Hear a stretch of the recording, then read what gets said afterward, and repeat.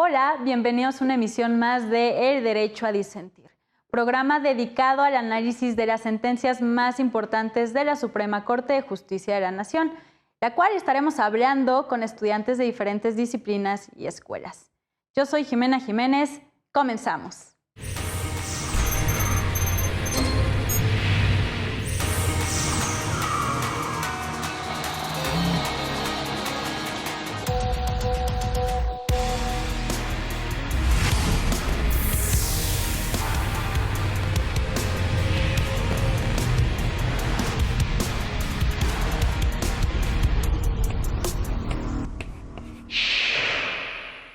El tema del día de hoy es otorgamiento de pensión por viudez. En este asunto, una mujer trabajadora del IMSS se jubila teniendo una pensión por años de servicio.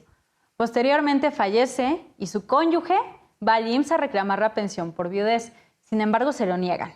Así que el hombre va a reclamar esta cuestión a la Junta de Conciliación y Arbitraje, quien le reconoce en principio su derecho a la pensión. No obstante, esto no termina aquí. Ambas partes del juicio interpusieron amparos hasta que el asunto llegó a la Suprema Corte como un amparo directo en revisión, en donde se analizaron cuestiones relativas a la seguridad social y mínimo vital. Para hablar de este tema nos acompañan Diana Carrasco, de Derecho del UNAM, Ignacio Pedrosa, de Derecho del Ibero, Isaac Riquelme, de Ciencias Políticas y Administración Pública del UNAM, Andrea Armadillo, de Derecho de la UAM, e Ivy Guzmán, de Derecho de la Ibero. Y pues bueno, bienvenidas a todas y todos ustedes a este programa. Vamos a empezar a hablar de esta sentencia, pero para ello necesitamos saber qué es lo que pasó, por qué este asunto llega a la Corte. Andrea, bienvenida a este programa. ¿Nos podrías apoyar un poquito con los antecedentes y hechos de esta sentencia? Claro, en el 2013, una trabajadora del Instituto Mexicano de Seguro Social, que se jubiló por años de servicio, lamentablemente fallece. Entonces su cónyuge, que oportunamente lo acreditó con el acta de matrimonio, pide a las autoridades del IMSS la pensión por viudez, dado que se la negaron en un primer momento. Se llevó a juicio esta solicitud, siendo propia de la Junta de Conciliación y Arbitraje. En este primer juicio, el trabajador acredita oportunamente que es Pues su cónyuge, sí, ¿no? que es Bueno, su, que era, que es su ya no.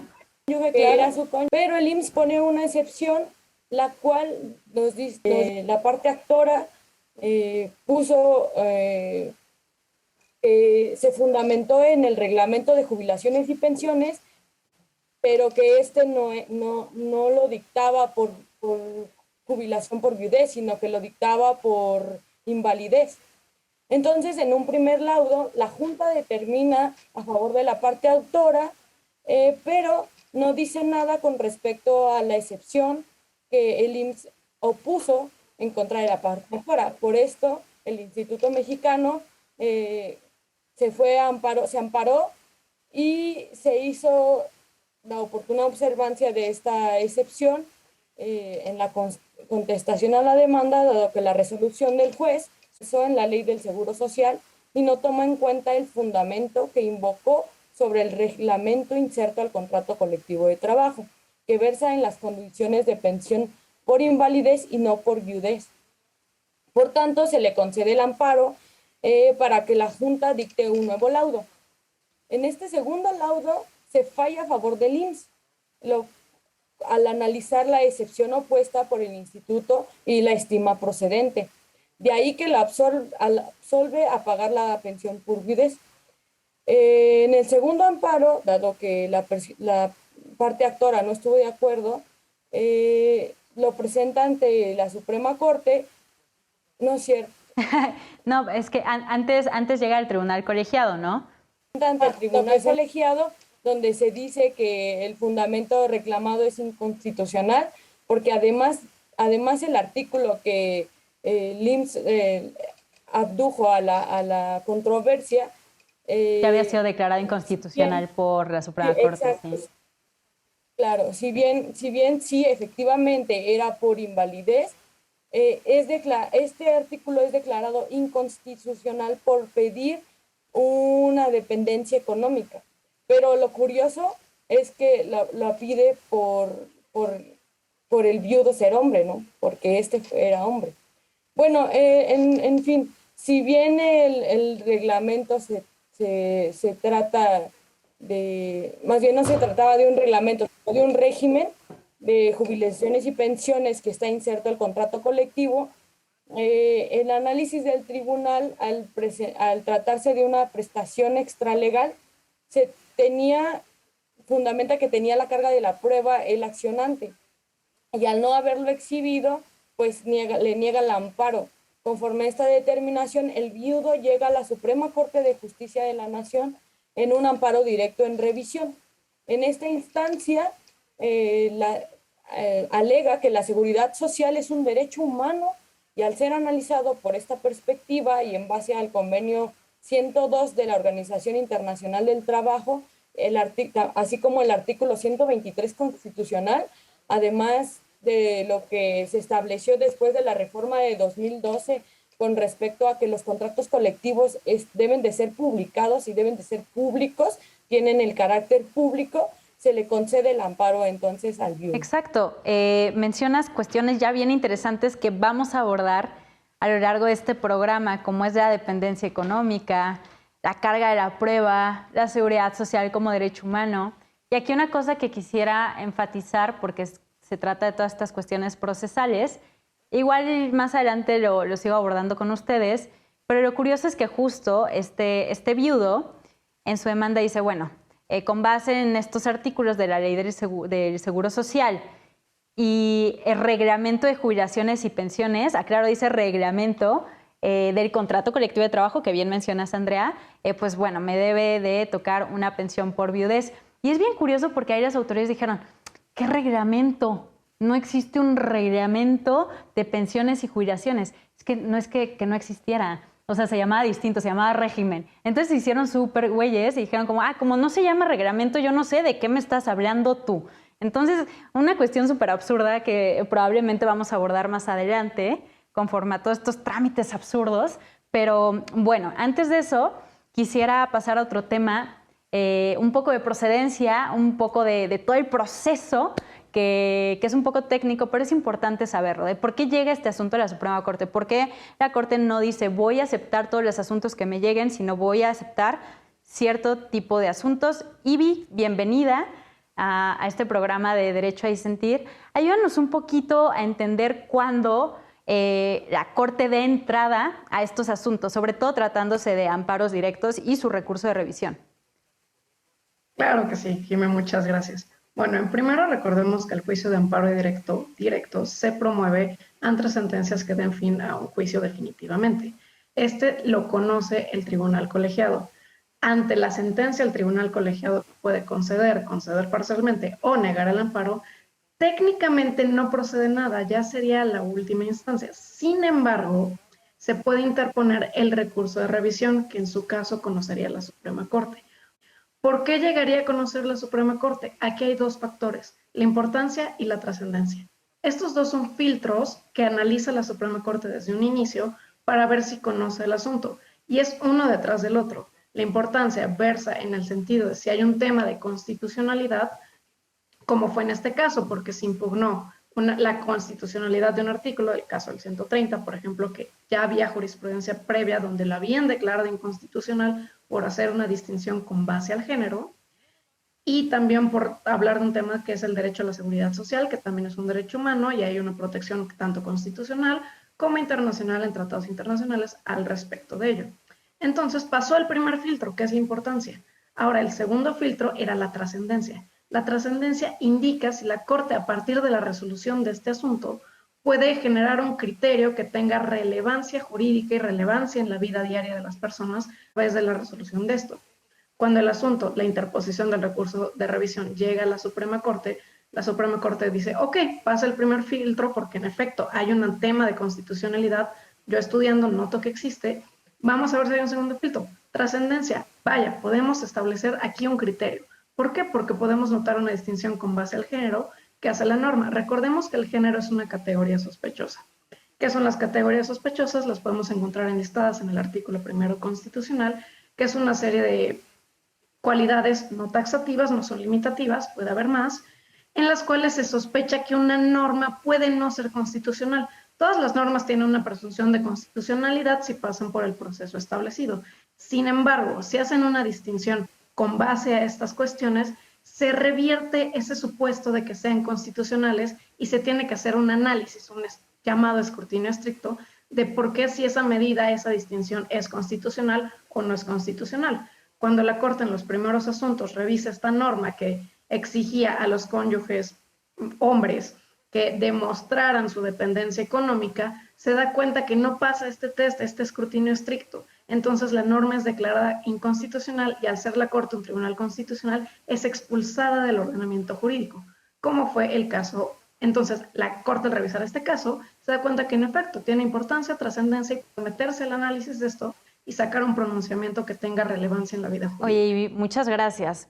Para pasar al siguiente tema, pues, ¿qué son las categorías sospechosas? Ya nos explicaste, pero danos algunos ejemplos, porque yo estoy muy perdida. Claro, bueno, categorías sospechosas podemos encontrar la orientación sexual, el género, o sea, todas las normas que hacen distinciones como la mujer, ¿qué tal? Allí hay una categoría sospechosa. Puede haber una categoría sospechosa por edad, puede haber una categoría sospechosa por estado civil, pero lo que le comento es que no es un límite taxativo. Es decir, por ejemplo, no está enlistado que una persona que fue privada de su libertad y ya está en la vida social, no se considera categoría sospechosa. Sin embargo, encontramos muchas normas que sí hacen una distinción si tuviste ese antecedente. Entonces, lo que se ha pronunciado es que, en efecto, ese bloque que se encuentra de nuevo en el 1 constitucional no está cerrado, podemos encontrar muchas más. Creo que la manera fácil de detectarlas es cuando, ¿por qué se está haciendo una distinción con base a una cualidad específica? Si notas una cualidad específica en una norma, ahí estás ante una categoría sospechosa. En efecto, pues podríamos ver que hace una distinción en cuanto al género. Bien lo mencionas y también lo mencionaba Andrea en el relato de los hechos, ¿no? O sea, por ser hombre, le piden que demuestre la dependencia económica a su cónyuge que ya lamentablemente falleció. Y eso lo vamos a abordar más adelante. Creo que es un tema al que le podemos sacar mucho jugo, pero antes de eso vamos por orden, ¿no? La sentencia, base de la sentencia, es la seguridad social. Y hablan de seguridad social como un derecho humano. Y creo que aquí tanto Andrea como Nacho nos podrían explicar un poquito qué es la seguridad social, por qué es un derecho humano, con qué se come, de qué trata, de qué va. Y bueno, para hablar de todos estos temas, algo que retoma la sentencia y es el punto toral de todo esto es la seguridad social. Y es curioso porque menciona la seguridad social como derecho humano. Y pues a muchas personas les puede saltar un poquito que esto es un derecho humano. Pero bueno, a ver, yo creo que para esto Diana y Nacho nos van a poder ayudar un poquito más con todo el contexto de este derecho humano importantísimo del cual estamos hablando. Diana, adelante. Muchas gracias, Jimena. Gracias a todas y todos. Y una vez que ya tenemos el contexto, creo que resulta importante poner justo en la mesa algo que a lo mejor estamos dando por hecho, que ya la sentencia nos dice, ¿no? Que es justo la seguridad social como un derecho humano. Muchas veces los derechos humanos laborales, o en este caso la seguridad social, pues se tuvieron como aislados de los derechos humanos, ¿no? Se tenía como esta categorización de lo que son los derechos humanos y solo se tenía en cuenta como la primera generación que se le llamaba, ¿no? Vida, salud, educación. Sin embargo, como vamos pues explorando el mundo de los derechos humanos, nos damos cuenta que justo una de las características de los mismos es que son interdependientes. Esto quiere decir que uno hace que vaya como en cadena con otro para que se puedan realizar. Y en este caso, justo el derecho humano al trabajo y el derecho humano a la seguridad social vienen inmersos en esta sentencia, que es el amparo en revisión 2285 de 2017, y nos pone sobre la mesa tan derecho humano o qué tan necesario es la seguridad social para la dignidad humana, porque recordemos que el centro de los derechos humanos pues es la dignidad humana, ¿no? Entonces justo la seguridad social, cómo garantiza esta dignidad a la persona, tanto trabajadora, y aquí lo interesante es saber también que no solamente la persona trabajadora es la titular del derecho, sino también las personas beneficiarias de esa persona trabajadora, ¿no? En el régimen jurídico mexicano, pues sabemos que las o los titulares de esta seguridad social, pues sí es el ámbito del trabajo, sí es la persona, formalmente hablando, la persona trabajadora, y en este caso también sus beneficiarios o beneficiarias, ¿no? En este caso, el cónyuge que inició esta demanda laboral. Y bueno, eso, como lo decía, lo vamos a ver como más adelante, la cuestión de género, porque hasta las mismas leyes dice la viuda, ¿no? Hablando o teniendo el supuesto de que siempre va a ser un hombre el que provee y una mujer la que va a depender de eso, ¿no? Sin embargo, bueno, este supuesto es distinto. Vemos que un hombre es el que recurre a las autoridades y justo bajo este sentido de la seguridad social es todo este sistema de protección en el ámbito de la salud con el fin de tener, bueno, en el ámbito de la salud y del retiro, por ejemplo, que tiene como fin proveer ese mínimo vital tanto a las personas trabajadoras y a los beneficiarios o beneficiarias de estas personas trabajadoras, ¿no? En este caso estamos viendo que este derecho humano no solo está en la Constitución, en el 123, apartado A, sino también es un ámbito convencional que, como ya bien lo decían mis compañeras, está consagrado también por parte de la Organización Internacional del Trabajo en el convenio 102, que nos da reglas mínimas en relación a la seguridad social. Entonces creo que la trascendencia de la que nos habló Ivy lo vemos justo en este sentido. Cómo la seguridad social no es algo procedimental, no nada más es una jubilación y ya es un dinero que tú recibes. Y en el ámbito personal yo les quiero compartir que estoy viviendo por una situación así, ¿no? Mi papá falleció y ahorita estamos viendo justo lo de la pensión. Y cómo vemos, cómo impacta en tu vida. O sea, cómo ese proveedor que ya no está, justo deja esa, o sea, no nada más es algo procedimental, no solo voy y quiero mi dinero, sino es todo un contexto de familia que también se pone en el centro de la sentencia, cómo eso impacta a tu familia, cómo eso impacta en tu calidad de vida, cómo eso impacta en tu proyecto de vida como familia, y todo eso son derechos humanos, ¿no? Todo eso impacta en tu dignidad como persona y todo eso impacta justo en la forma en que como la sentencia lo dice en alguna parte, ¿no? Cómo eso no tiene que modificar cómo te ves tú como persona, cómo el valor que tienes ante la sociedad, y justo dice, ¿no? No caer en la miseria, o sea, la pensión por viudez tiene el objetivo de que si bien es cierto esa persona que a lo mejor proveía ya no se encuentra, pero tu familia, los o las beneficiarias, por razón de derechos humanos, porque estamos buscando esta dignidad de las y los beneficiarios, sigan con esa calidad de vida, con ese proyecto de vida, y justo cómo impacta en todo, no nada más es un tema procedimental, lo vuelvo a reiterar, ¿no? Sino justo los derechos humanos, cómo son transversales, cómo impactan en la salud, en la educación, en el trabajo, y hacia eso vamos analizando la seguridad social como un derecho humano, ¿no?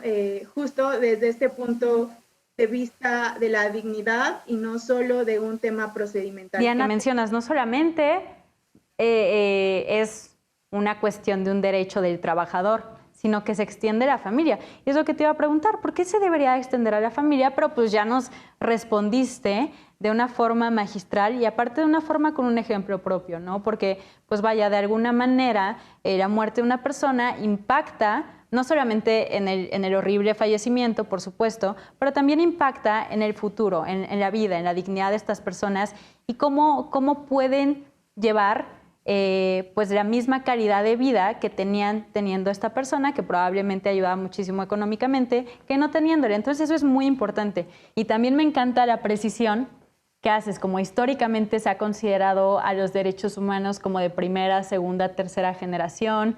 Estaban los derechos civiles y políticos, ahora podemos ver los derechos económicos, sociales, culturales y ambientales. Y pues hoy en día como que esas distinciones, si bien son importantes para ver a qué tratado internacional vamos a recurrir, pues en la práctica son igual de importantes unos y otros. Y bueno, para esto quisiera también darle la palabra a Nacho para que pudiera abonar a esta cuestión de la seguridad social como derecho humano. Sí, muchas gracias, Jimena. Bueno, la seguridad social como derecho humano se clasifica, como bien lo dijeron ahorita, dentro de los famosos DESC, ¿no? Los derechos económicos, sociales y culturales, que es que los divide un poco con estos derechos civiles y políticos. Por ejemplo, Santiago Corcuera, en su libro de Derechos Humanos, Aspectos Jurídicos Generales, explica muy bien esta diferencia de que se dio en el derecho internacional en virtud de la imposibilidad práctica de adoptar un solo tratado que englobara, como lo hace la Declaración Universal de los Derechos Humanos, todos estos derechos humanos, ¿no? Sin embargo, todos conforman un mismo cuerpo completo, ¿no? Es un bloque compacto de derechos integrales e indivisibles, y pues los elementos que lo conforman dependen individualmente de cada uno, como bien lo decía ahorita Diana y todos los demás, ¿no? En este sentido, cabe destacar lo establecido por la Declaración y Programa de Acción de Viena, que dice que todos, los voy a citar, que todos los derechos humanos son universales, indivisibles e interdependientes y están relacionados entre sí. La comunidad internacional debe tratar los derechos humanos de forma global y de manera justa y equitativa, en pie de igualdad y dándoles a todos el mismo peso, ¿no? Entonces, al ser un derecho humano reconocido en el derecho internacional por la Declaración Universal de los Derechos Humanos en sus artículos, por ejemplo, en el 16, en el punto 3, que establece que la familia es el elemento por lo que tiene la protección tanto de la sociedad como del Estado, ¿no? También lo abarca en el 22, que reconoce el derecho de toda la persona a la seguridad social, y en el 25, que reconoce el derecho a una pensión por viudez. Pero también se encuentra en otros ordenamientos, como lo es el Pacto Internacional de Derechos Económicos, Sociales y Culturales, en el cual México, por cierto, se adhiere en el 81, pero entra en vigor hasta el 2012. Apenitas. Entonces me parece... Apenitas entró en vigor. Sí. Entonces, por ejemplo, obliga en su artículo 9 que los estados deben de reconocer el derecho a la seguridad social. Y en cuanto al convenio que mencionaba ahorita Diana, ¿no? Que aparte se integra al ordenamiento jurídico mexicano, pues dentro de los artículos del 59 al 64, denomina lo que es la prestación para sobrevivientes, ¿no? Y el Estado tiene la obligación entonces de garantizar el derecho a la pensión por viudez. Obviamente tomando en cuenta, como lo dice el 22 de la Declaración, pues que teniendo en cuenta la organización y los recursos de cada Estado. Es que lo mencionas perfecto porque justo hay una parte de la sentencia que mencionan que la pensión por viudez no estaba establecida expresamente en la Constitución. Si nos vamos al 123, no va a decir viudez como tal. Va a decir otro tipo de pensiones, como el de invalidez, el de vejez, el de vida, el de cesación involuntaria, enfermedades, el del derecho de guarderías y pues todo esto que se extiende a las familias, como bien mencionaba Diana. Entonces dicen, a ver, si está, bueno, o sea, de una lectura estricta, como lo estamos viendo, ok, no está, pero viene derivado de la pensión o el seguro que aquí dan por la vida y, como ya bien mencionas, Nacho, viene de los tratados internacionales. Y como sabemos, los tratados internacionales en materia de derechos humanos tienen el mismo rango que la Constitución en nuestro país, derivado de la famosa contradicción de tesis 293 del 2011. Y pues bueno, bien lo mencionas, está en la Declaración Universal de Derechos Humanos. Y también mencionaba Diana, está en el convenio de la OIT. Entonces, pues ya con eso está aplicando la seguridad social como un derecho humano en nuestro país. Y fundamental porque ya lo mencionaba, ¿no? Tiene que ver con la dignidad de las personas, la dignidad de los y las trabajadoras. Pero bueno, hemos terminado con este primer bloque del derecho a disentir. Estamos hablando sobre el otorgamiento de pensión por viudez. En este caso específicamente fallece una mujer y la pensión por viudez le está solicitando su excónyuge. Pero bueno, yo soy Jimena Jiménez y vamos a estar de vuelta, no se vayan. Regresamos aquí a su programa El Derecho a Disentir. Estamos hablando de una sentencia importantísima de la segunda sala de la Suprema Corte, que es el derecho a pensión por viudez. Y pues bueno, a todo esto, Isaac, Espero que estés muy bien. Cuéntanos un poquito tus reflexiones de lo que hemos estado hablando en el primer bloque. Mil gracias, Jimena. De hecho, me alegra el que mis colegas juristas pues hayan explicado todos esos términos de manera cabal, porque a mí me toca entrar en escena de manera disruptiva como buen politólogo, y quiero plantear los temas más controvertidos, poniendo sobre la mesa dos preguntas. La primera de ellas es: ¿justificable la distinción que se hacen por sexos para otorgar la pensión por viudez? Y si esta se le debe dar o no al quejoso. Creo que aquí tenemos un problema en cuanto al derecho a la igualdad, pero también en materia de equidad de género, y resulta un tanto indignante, ya que hablamos de la dignidad, que es un tema sumamente relevante, el hecho de que en este preciso año se cumplan 10 años de la reforma constitucional en materia de derechos humanos del 2011, y que hoy en día muchas de las sentencias y los amparos pues sigan teniendo esta carga de violación a los derechos humanos, porque al final de cuentas, como lo hemos estado hablando, el derecho a la seguridad social es un derecho humano. Y la otra cuestión que quiero poner también sobre la mesa es el hecho de que si este artículo, el 130, que inclusive se ha discutido en este espacio ya, ser un artículo, el de la ley del Seguro Social, un artículo ya controvertido, ¿por qué sigue sin reformarse? ¿Por qué si ya se había mencionado como inconstitucional, sigue prácticamente intacto? Y mientras este siga vigente, pues continuará causando controversia, pero sobre todo va a quejar a muchas otras personas. Regresando al primer punto, yo creo que la idea de que el varón, el hombre, es el que provee el sustento familiar, pues sigue arraigada en nuestra sociedad.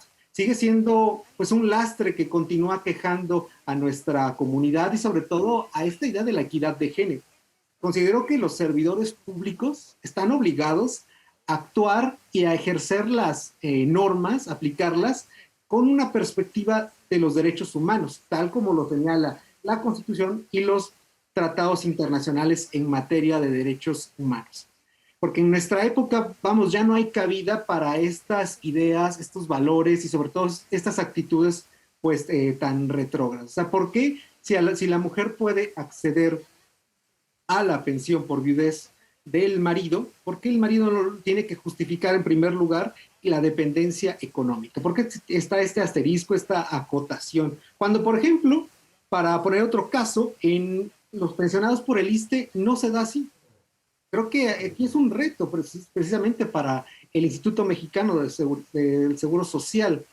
Entonces, ¿por qué seguimos teniendo estas ideas? ¿Por qué el varón debe comprobar una dependencia económica? Creo que la equidad de género es algo que tiene que ir de manera bidireccional. Y un lado de la balanza se está estancando, mientras en el otro estamos avanzando y que todavía siguen muchos retos y promesas incumplidas. Creo que hoy en día todavía del otro lado, pues hay que quitarnos muchos estigmas y estereotipos que nos permitan alcanzar una equidad de género realmente efectiva. De momento quisiera concluir con esto. Perfecto, Isaac. Me encanta tu participación porque pones sobre la mesa temas picosos que vamos a estar ahorita desarrollando. Antes que nada quisiera hacer hay una breve aclaración medio jurista legaloide de por qué este artículo sigue vivo, ¿no? Hay que tomar en cuenta que las veces que la Suprema Corte ha declarado inconstitucional este artículo, el 130 de la Ley del Seguro Social, que justamente mencionas que es el que pide que se compruebe que hay dependencia económica del hombre con la mujer, pues ha sido en pocas ocasiones. O sea, no han sido las 5 sentencias que en su momento se necesitaban para hacer jurisprudencia. Digo, en principio, lo ideal sería que los legisladores, si ven que algo es inconstitucional, deberían de legislarlo, ¿no? Totalmente. Pero pues no sucede así en la práctica y por eso existen figuras como la Declaratoria General de Inconstitucionalidad, donde la Corte, ya habiendo jurisprudencia, declarando inconstitucional un artículo, le dice: Congreso, perdóname la vida, pero no has legislado esto que te he dicho que está mal, ni modo, yo lo voy a sacar. O sea, era tu función, pero yo lo voy a hacer, ¿no? Entonces no hemos llegado a ese punto, como sucedió con el tema de la regulación de la marihuana, pero bueno, en este tema no hemos llegado a ese punto donde la Corte diga: perdóname, lo voy a sacar. Podría hacerlo si se intentan otros medios de control constitucional como son las acciones y controversias, que son como un poco más generales en sus efectos, pero aquí estamos hablando de amparos, entonces por eso no ha cambiado mucho y sigue vigente ese artículo que es súper problemático. Pero bueno, para esto creo que Ivy tiene muchas ganas de participar sobre este tema, entonces adelante, te doy la palabra, Ivy. Probablemente Diana y yo vamos sobre la misma línea, pero justo lo que comentaba Isaac respecto a la equidad de género en este artículo, hay que partir de la premisa que el artículo lo que está pidiendo y la distinción de género que está haciendo es pedir que demuestre la dependencia económica a la mujer.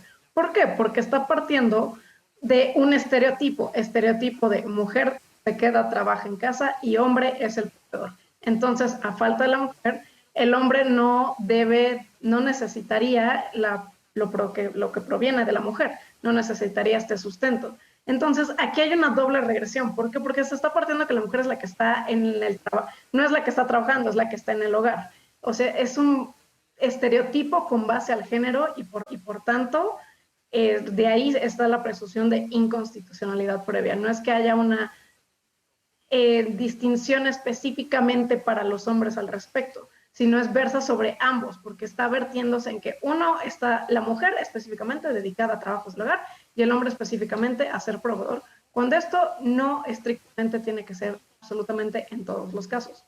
Ahora, hablamos un poquito del mínimo vital y ahorita me regreso un poquito con Diana porque seguro también va por esa línea de pensamiento, es que el mínimo vital, como algo que tienen fabuloso los derechos humanos, es que solo pueden ir para arriba. Es decir, ya que se alcanza un piso, no pueden ser regresivos, ¿no?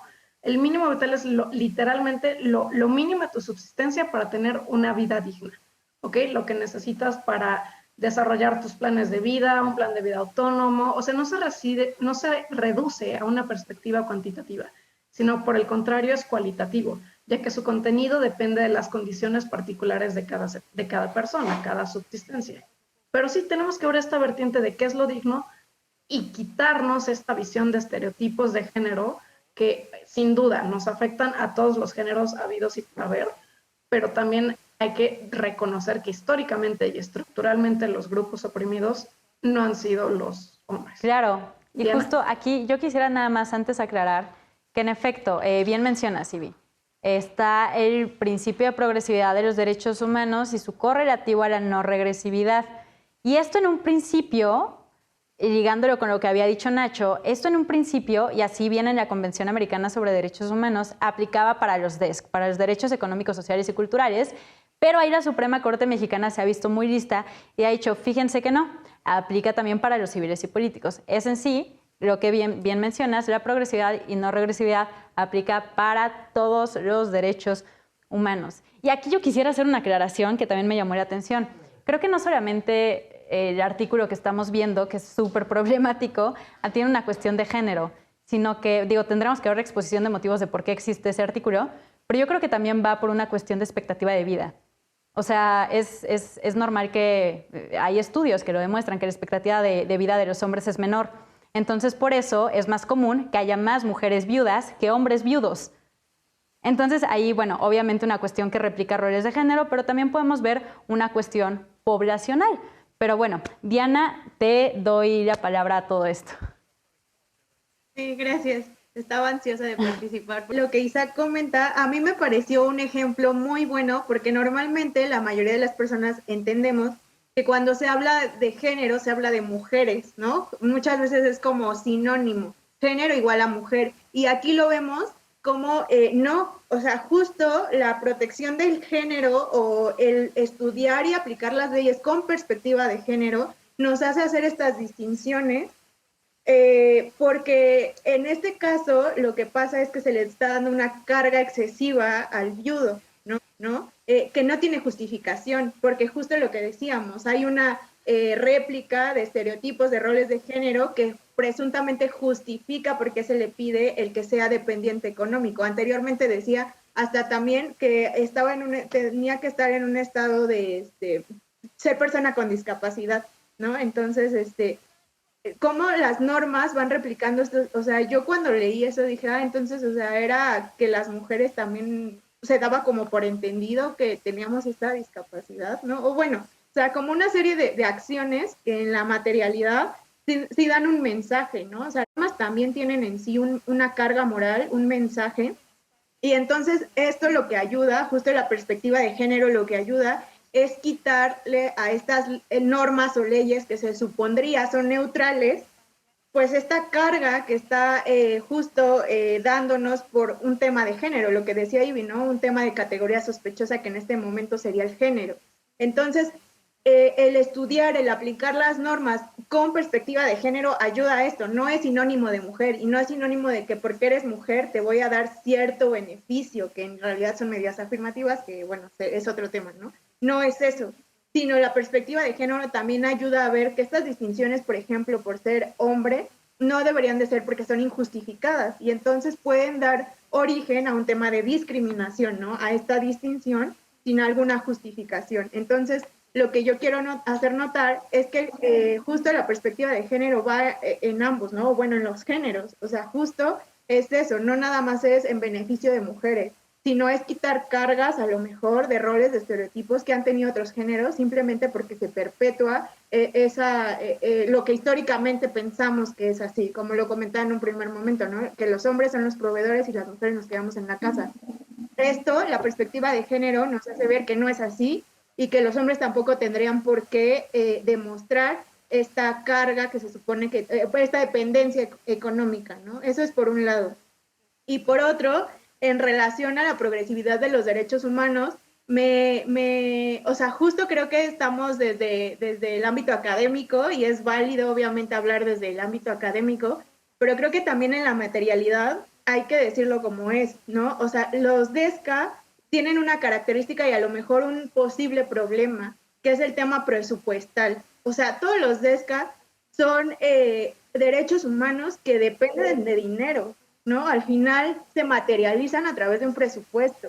Entonces no es solo tener el derecho humano, sino es generar mecanismos que la progresividad no es o lo tienes totalmente o no lo tienes, sino puede ir progresividad, o sea, como en un sentido escalonado, no sé si llamarlo así, para justo implementar esa progresividad, como decía Ivy, también van hacia arriba, van creciendo, no, la regla no es hacia atrás.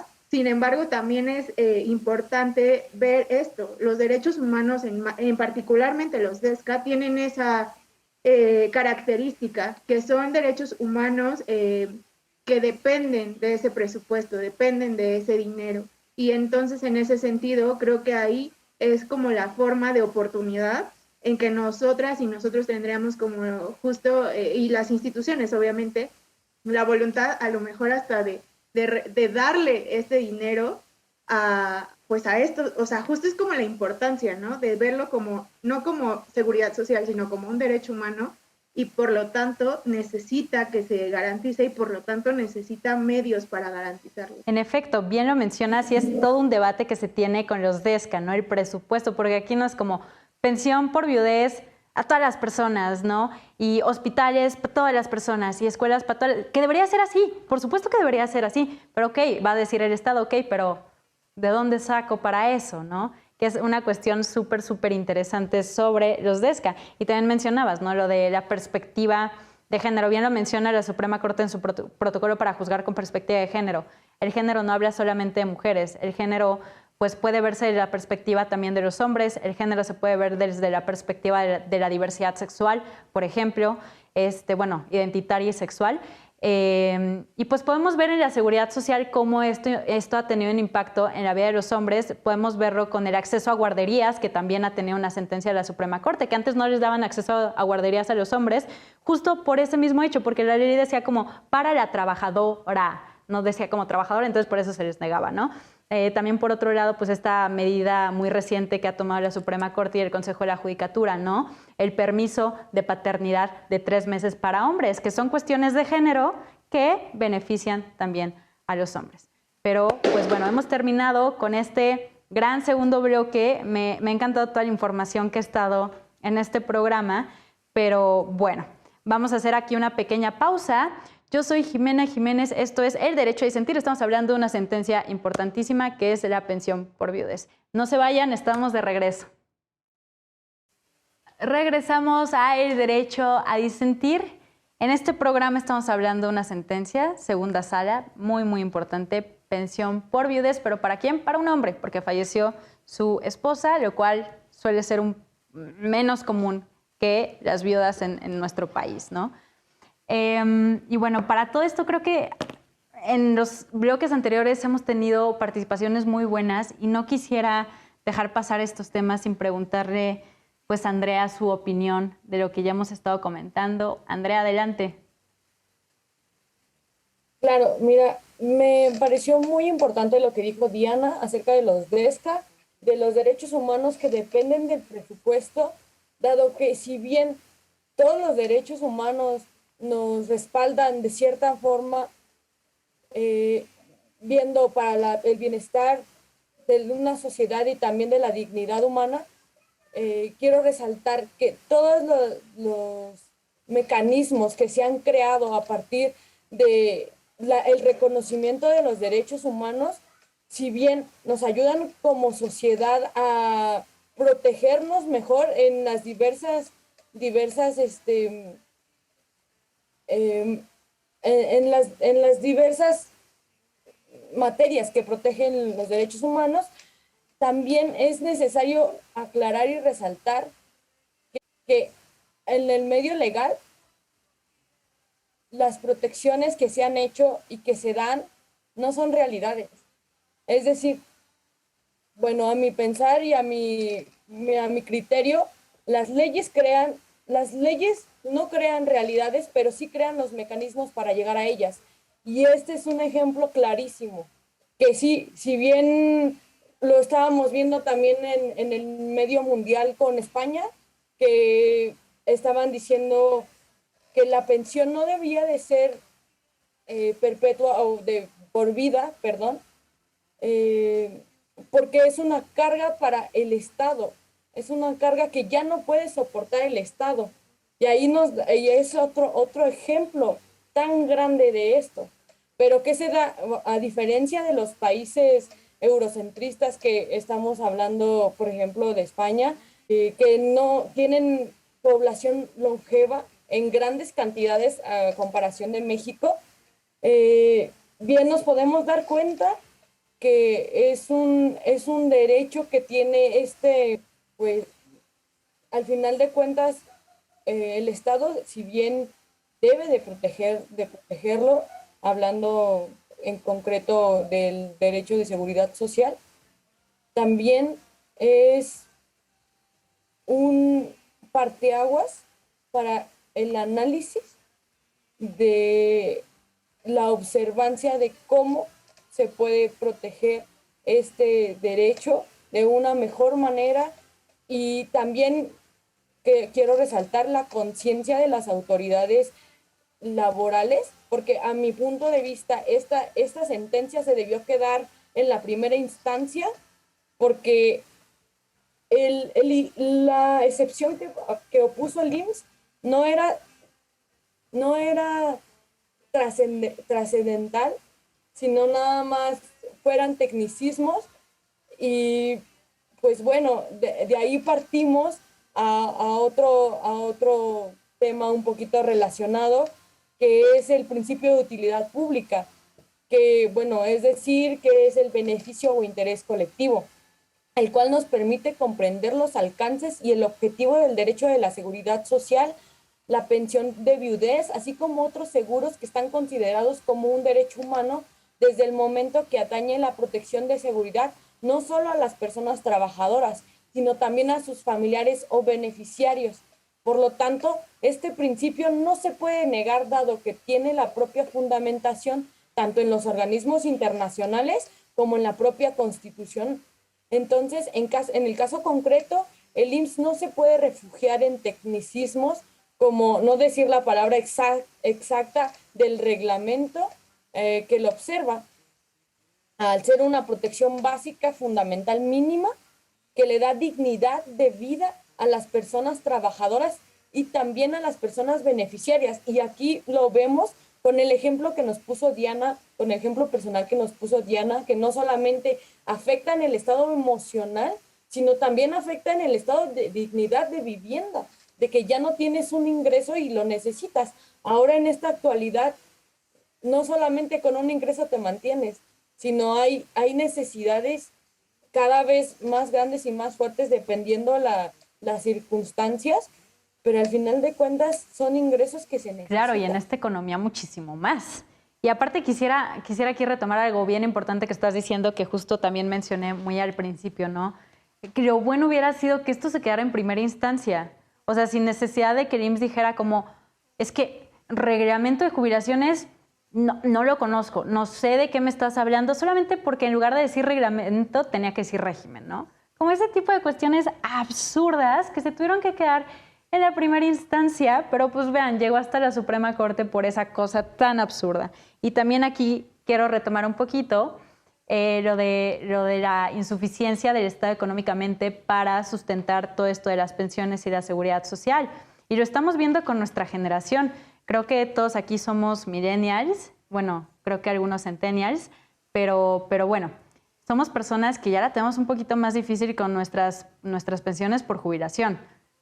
Y esto, a raíz de que está siendo insostenible para el Estado mantener las mismas pensiones que mantenía, por ejemplo, para nuestros papás. Entonces, pues podemos verlo en ese ejemplo a carne propia. Entonces, nada más se los dejo como reflexión. Nacho, tú querías participar sobre algo que estábamos comentando anteriormente. Adelante. Sí, muchas gracias. Me gustaría hacer dos aportaciones muy rápidas. Primero, en relación con la equidad de género, digo, sí, es en cierto punto un poco correcto decir que el sistema patriarcal nos afecta a todos y a todas y a todes, pero la gran diferencia es que a nosotros, los hombres heterosexuales cisgénero, nos violentan insultándonos o nos dan 15 días de paternidad en lugar de 2 meses o nos hacen pagar una cuenta, por poner un ejemplo, ¿no? La diferencia es que a las mujeres o a los grupos vulnerables los matan. O sea, esa es la gran diferencia entre cómo afecta, ¿no? Sí, es hasta cierto punto correcto decir que nos afecta a todos, a todas y a todes, pero hay una gran diferencia entre cómo nos afecta a nosotros como hombres heterosexuales cisgénero y cómo le afecta a los grupos vulnerables, ¿no? También, un poco entrando a lo que hablaba Andrea de los mecanismos, quiero hacer nada más una aportación muy rápida, hablando un poco del protocolo, del pacto, internacional de los derechos sociales, económicos, sociales y culturales. Se aprueba, si mi memoria no me falla, en el 2008, un protocolo facultativo dentro del mismo pacto que lo que hace es crear un mecanismo internacional para que los individuos, dentro de otras funciones, que nosotros como individuos, como individuas, podamos presentar una demanda ante un mecanismo internacional. Lo que necesita este mecanismo es que el Estado que forma parte le declare la competencia de este comité, lo cual México no ha hecho. Ya es una lucha incansable por parte de las organizaciones de la sociedad civil y obviamente por parte de las víctimas, tratando de que el Estado mexicano reconozca la competencia de este mecanismo internacional y pues no se ha hecho. Exacto, yo concuerdo totalmente contigo, Nacho. Pero a todo esto, quisiera darle la palabra a Isaac para que nos dé sus reflexiones de estas importantes preguntas que soltó aquí en el programa. Muchas gracias, Jimena. Pues yo voy a discrepar un poco con respecto a lo que decía Nacho.